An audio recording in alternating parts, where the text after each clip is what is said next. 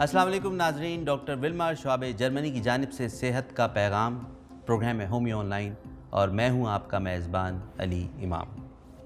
ناظرین، یہ پروگرام شعبے کے فیس بک پیج اور یوٹیوب چینل پر ہر مہینے پیش کیا جاتا ہے، اور اس کا جو مین مقصد ہے وہ آپ تک مستند ڈاکٹرز کے ذریعے صحت کے حوالے سے مستند اور مفید معلومات پہنچانا ہے۔ ناظرین، ہومیو آن لائن میں آج ایک اہم موضوع پر ہم بات کرنے جا رہے ہیں جس کا ہماری روزمرہ کی صحت سے گہرا تعلق ہے، اور وہ ہے ہومیوپیتھی اینڈ مینٹل ڈیزیزز۔ جی ہاں، اور اس پہ گفتگو کرنے کے لیے آج ہم نے اپنے اسٹوڈیوز میں اسلام آباد سے ہمارے مہمان تشریف لائے ہیں، ڈاکٹر میر زاہد صاحب، اور ڈاکٹر صاحب کی جہاں بے انتہا کنٹریبیوشن ہے ہومیوپیتھی کے حوالے سے، وہاں ایک انتہائی ضروری جو چیز ہے وہ ان کی ایک کتاب انہوں نے جو ہومیوپیتھی کے حوالے سے لکھی ہے، جس کو انڈیا میں پبلش کیا گیا، BHMS کے اسٹوڈنٹس اس کو پڑھ رہے ہیں، اور سوئٹزرلینڈ میں اس کا جرمن زبان میں بھی اس کو ترجمہ کیا گیا ہے۔ تو ڈاکٹر صاحب بہت شکریہ، آپ تشریف لائے، اور آج کا موضوع بہت اہم ہے، ہومیوپیتھی اینڈ مینٹل ڈیزیزز۔ تو اس حوالے سے ہم گفتگو کا آغاز کرتے ہیں، اور دنیا میں جہاں ذہنی امراض میں بہت تیزی سے اضافہ ہوا، اور ریسنٹ جو ساری ایک وبا پھیلی اس کی وجہ سے بھی، تو ذہنی امراض کے علاج میں ہومیوپیتھی کس حد تک مفید یا کارگر ہو سکتی ہے؟ بسم اللہ الرحمن الرحیم۔ ذہنی امراض میں ہومیوپیتھی بہت مفید اور بہت کارگر ہے۔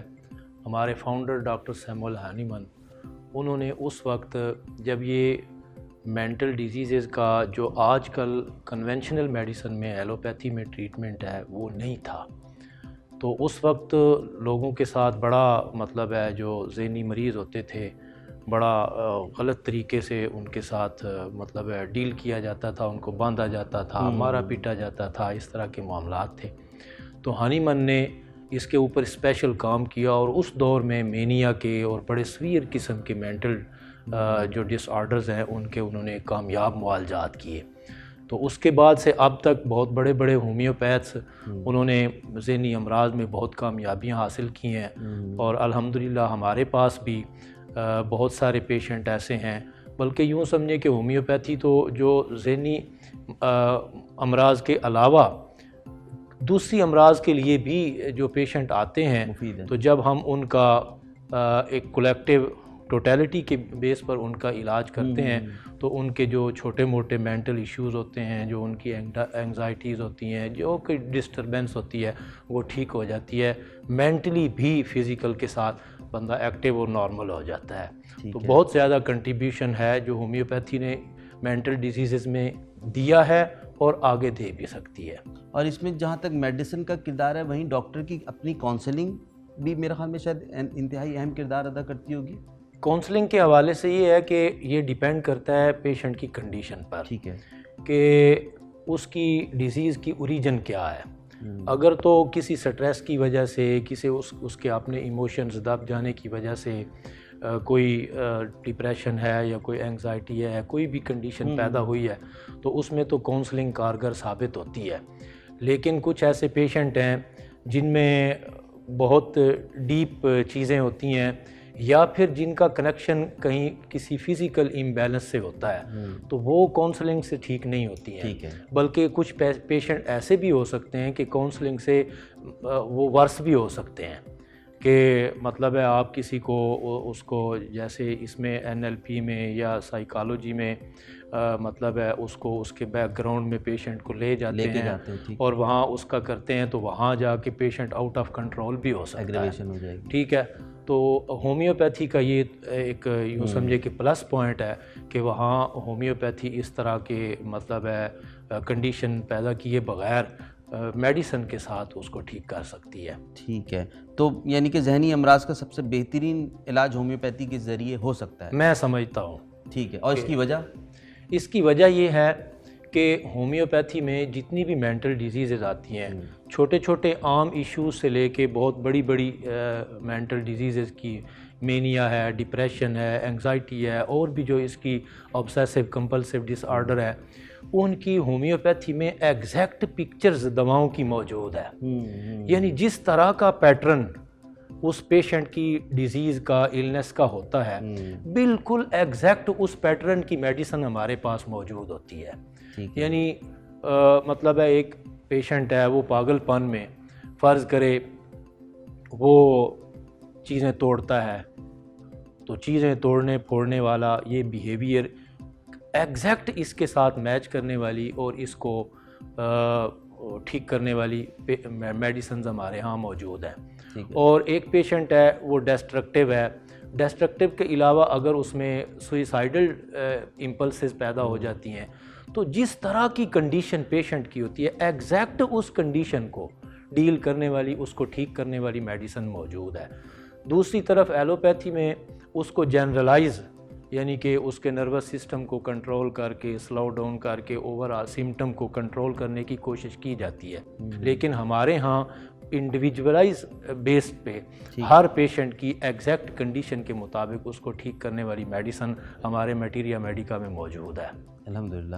کیا ذہنی امراض کے علاج میں ہومیوپیتھی میں سکون اور نیند لانے والی دوائیں بھی استعمال ہوتی ہیں؟ جی بالکل نہیں، کیونکہ جو ذہنی پیشنٹ ہوتے ہیں ان کا نروس سسٹم اور آلریڈی ان کا ویک ہوتا ہے تو یہ سکون آور دوائیں یا یہ خواب آور دوائیں یہ نشہ آور دوائیں یہ ساری نروس سسٹم کو مزید دباتی ہیں ڈپریس کرتی ہیں. تو ہومیوپیتھی میں ایسی کوئی دوا استعمال نہیں ہوتی، نہ مینٹل ڈیزیزز میں اور نہ کسی دوسری بیماری میں نشہ آور یا سکون آور خواب آور دوائیں استعمال نہیں ہوتی ہیں.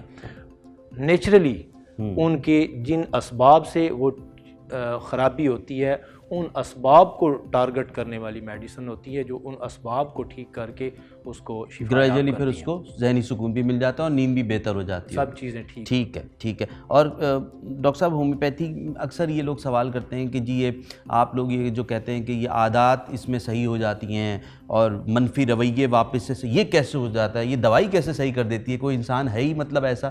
تو یہ بڑے سوالات آتے ہیں تو میں نے کہا اس کو شامل کیا جائے اور آپ سے پوچھا جائے. بعض اوقات چھوٹی چھوٹی چیزیں ہوتی ہیں جو بندے کی اپنی لائف کو بھی تھوڑا بہت ڈسٹرب کر رہی ہوتی ہیں اور اس کی وجہ سے کوئی دوسرے لوگ بھی ڈسٹرب ہو سکتے ہیں، لیکن ان کو سائیکالوجی میں یا عام میڈیکل سائنس میں ان کو ڈیزیز نہیں کہا جا سکتا. ٹھیک ہے، وہ کسی ڈیزیز کی کیٹیگری میں نہیں آتی ہیں. تو اس طرح کی چیزیں جو منفی رویے ہیں ان کو ہومیوپیتھی ان کو یعنی کہ ہماری جو میڈیسن کی پروونگ ہوئی تو ان میں وہ چیزیں سامنے آئیں کہ اس طرح کے خیالات اس طرح کے سمٹمز کہہ لیں وہ پیشنٹ کے اندر پیدا ہوئیں جن کو آپ ڈائریکٹ کسی مینٹل ڈیزیز میں اس کو نہیں آپ لے سکتے ہیں. ٹھیک ہے. تو ان رویوں کی اصلاح ہومیوپیتھک میڈیسن کے ذریعے ہو سکتی ہے. ٹھیک ہے. اور یہ تو ہم آبویسلی ایڈلٹس یا بڑوں کی اگر بات کر رہے تھے تو کیا ہومیوپیتھی کے ذریعے بچوں کے بھی ذہنی و نفسیاتی مسائل کو ٹھیک کیا جا سکتا ہے، اور اگر کیا جا سکتا ہے وہ کون کون سے ہیں؟ بچوں کے بہت سارے نفسیاتی مسائل ہوتے ہیں.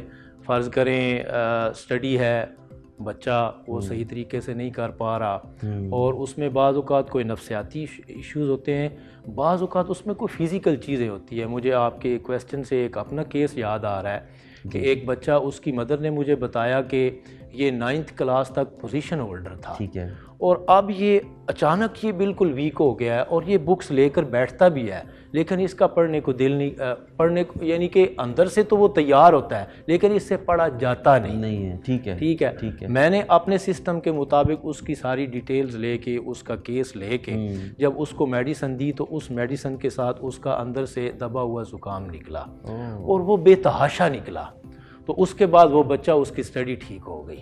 تو یہ ہومیوپیتھی میں یہ خوبی ہے. اس کے بعد بچوں کا ضدی پن ہے، چڑچڑا پن ہے یا پھر بچوں کے اندر کچھ نیگیٹو ہوتی ہیں. ایک بچہ ہے فرض کریں شرارتی ہے بہت زیادہ، ٹھیک ہے، ہائپر ایکٹیویٹی ہے، اس طرح کی بہت ساری چیزیں ہیں، لیک آف کانفیڈنس ہے.